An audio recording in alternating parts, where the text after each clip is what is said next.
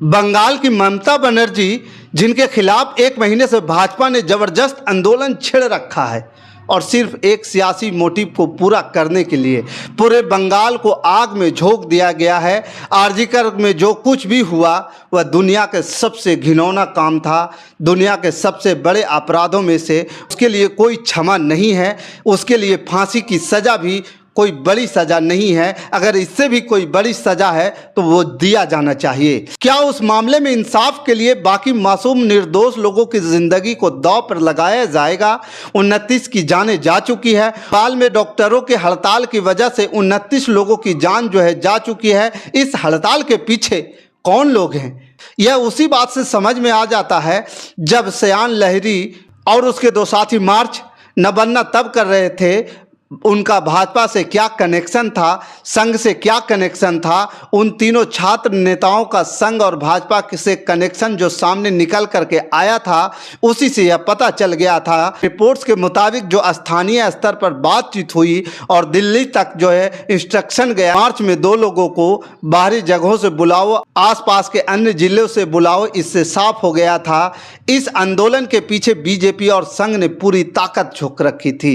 बिल्कुल उसी तर्ज पर जैसे यूपीए की विदा से पहले अन्ना आंदोलन के पीछे पूरे संघ के पूरी ताकत झोंक दी थी, पूरा संसाधन झोंक दिया गया था, अपने वॉलेंटियर झोंक दिए थे, स्वयं सेवक को झोंक दिए गए थे।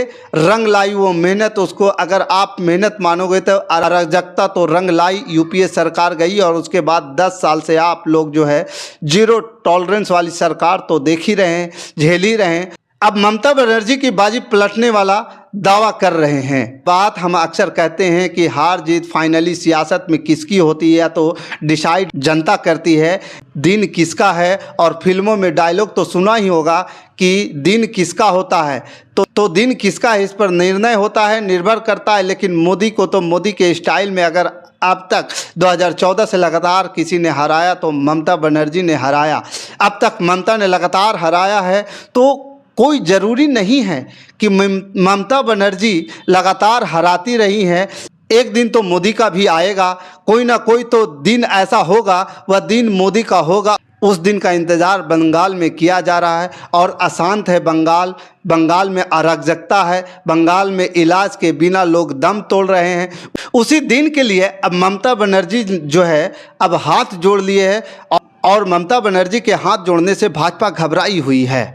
भाजपा की स्थिति बिल्कुल बदल चुकी है। अब भाजपा कह रही है कि ममता बनर्जी जो है हाथ नहीं जोड़ रही है, इस्तीफे की बात नहीं कर रही है, ममता बनर्जी जो है ढोंग कर रही है। लेकिन आपको बता दूं कि ममता बनर्जी ने जो है हाथ जोड़ करके सीधे शब्दों में कहा कि अगर मुझे इस्तीफा देने से आपको न्याय मिल जाता है तो मैं इस्तीफा दे देता हूँ, लेकिन एक चीज़ आप याद रखिएगा, आपको न्याय नहीं मिलेगा।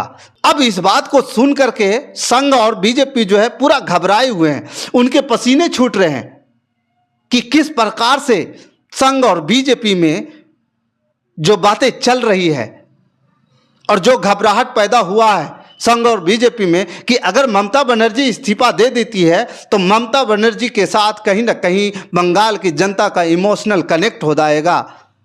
लोग ये सवाल पूछेंगे कि क्या ममता बनर्जी रेप करने गई थी, क्या ममता बनर्जी का इसमें क्या दोष है? वो एक इंटरनल मामला है, वो इंस्टीट्यूशनल मामला है।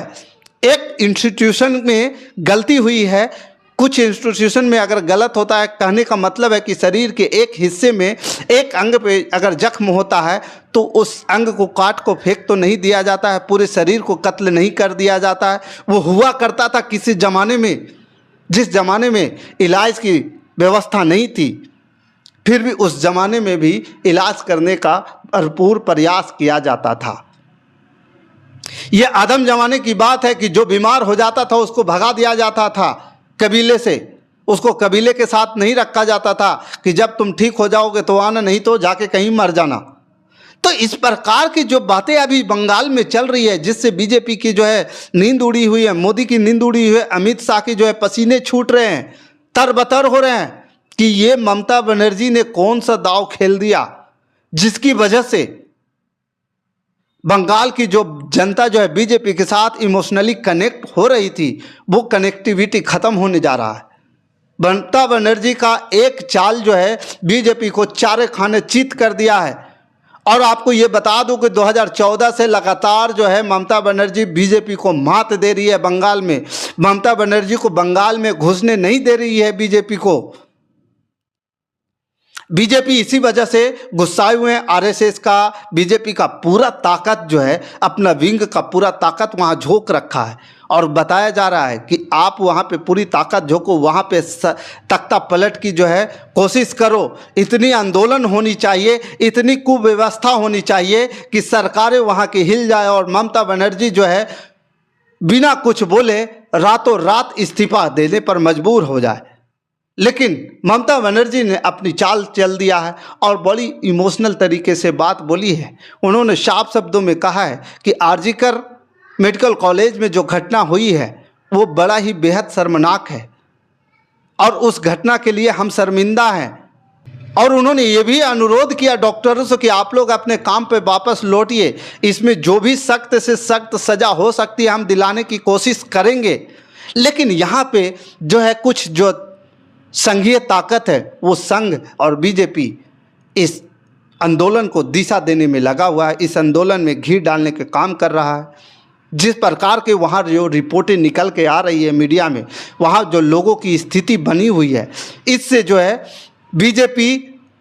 लेकिन एक सवाल और ये बनता है, क्या इस प्रकार के इंस्टीट्यूशनल और सुनियोजित तरीके से जो रेप होती है मणिपुर में नहीं हो रहा है, राजस्थान में नहीं हो रहा है, मध्य प्रदेश में नहीं हो रहा है, हरियाणा में नहीं हो रहा है, ये कहाँ नहीं हो रहा है? यूपी में नहीं हो रहा है, ये कहाँ नहीं हो रहा है? उत्तराखंड में नहीं हो रहा है? कौन सी ऐसी राज्य है या किसी भी पार्टी का राज्य हो जहां पे रेप नहीं हो रही है, हत्याएं नहीं हो रही है? बिहार में नहीं हो रहा है? हो रहा है। कौन सी जगह ऐसी है? तो क्या है, हर जगह को मुख्यमंत्री को इस्तीफा दे देना चाहिए? इससे क्या लाभ होने वाला है? इस्तीफा की जरूरत नहीं है, इस्तीफा देने की ज़रूरत नहीं है। लेकिन ऐसी इस्तीफा सिर्फ इसलिए मांग की जा रही है, ऐसी शगुफा इसलिए छोड़ी जा रही है कि बार बार वहाँ पे जो है बीजेपी और संघ जो है मात खाते आ रही है।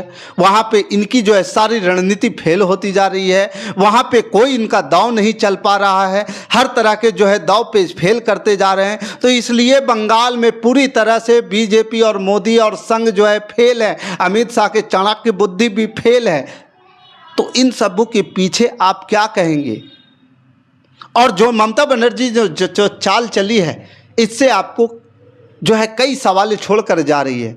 ममता बनर्जी करें कि मैं इस्तीफा दे रहा हूं, लेकिन ये सवाल जो है उत्पन्न कर रहा है ये इस्तीफा की बात, क्या इस इस्तीफा देने के बाद बंगाल की जो है लोग हैं वो इमोशनल नहीं होंगे कि डॉक्टर की रेप जो है उसका प्रिंसिपल और जो यहाँ के लोग थे उन्होंने किया, ममता बनर्जी ने थोड़ी किया। ममता की सरकार जो है उस पर कार्रवाई करने की प्रयास कर रही है। ममता जो है शांतिपूर्ण जो है आंदोलन को रखने का प्रयास कर रही है। ममता जो कोई ऐसी अभी तक हरकतें नहीं की है जिससे पूरे बंगाल की जनता नाराज हो दिखे।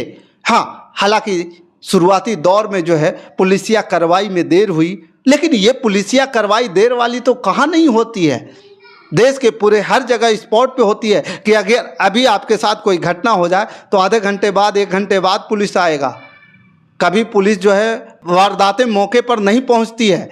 पुलिस जो हमेशा से चाहती है कि इस प्रकार से जो है घटनाएं नहीं होनी चाहिए, मौकाए वारदात पर नहीं पहुंचती है। तो ये इसमें क्या मुख्यमंत्री का दोष हो जाएगा? ये एक पूरा सिस्टम का, देश का एक ऐसा सिस्टम बना हुआ है, एक अविश्वसनीय सिस्टम है जिसको न कभी बदला जा सकता है, न बदल सकते हैं, न बदलने की कोशिश की जा रही है। आपको बता दें कि जिस प्रकार से पूरी तरह से सिस्टम में, देश में चल रहा है विधि व्यवस्था, उस विधि व्यवस्था से ममता बनर्जी को बंगाल में फ़ायदा होने जा रहा है और बीजेपी को पसीने इसलिए छूट रहे हैं और बीजेपी जो है अब अपनी बात को बदल रहे हैं।